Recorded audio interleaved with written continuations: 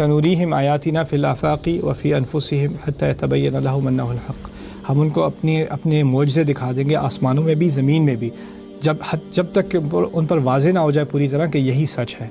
تو یہ سچ کسی پر واضح ہو گیا، پھر اس کو اس پکار کی سمجھ میں آتی ہے کہ یہ پکار تھی کیا۔ ربنا اننا سمعنا منادیا، ہمارے رب، اس میں کوئی شک نہیں کہ ہم ہی ہیں جنہوں نے سنا ایک پکارنے والے کو، ینادی للایمان، جو پکار رہا ہے ایمان کی طرف، جو پکار رہا ہے ایمان کی طرف۔ اب ہم سمجھ میں آیا کہ جو مقصد والی زندگی جس کی میں بات کر رہا تھا، اس کی بنیاد اصل میں ایمان ہے، اور وہ ایمان کہاں سے آئے گا؟ ایک نبی کے پکارنے سے۔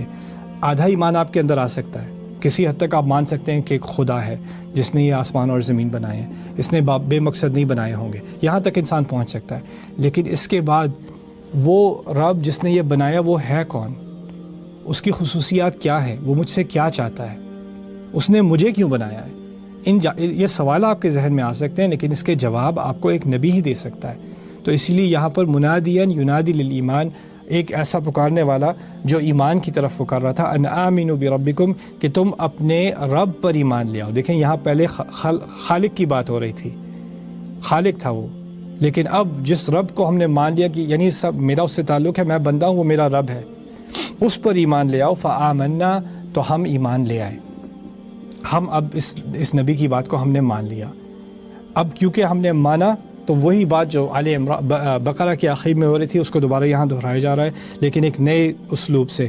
ربنا فاغفر لنا ذنوبنا، کیونکہ ہم نے مان لیا ہمارے رب، ہماری وہ کوتاہیاں، وہ غلطیاں جس سے ہم شرمندہ ہیں، ان کو وہ معاف کر دیجئے، ان کو کور کر دیجئے، ان کو ڈھک دیجئے۔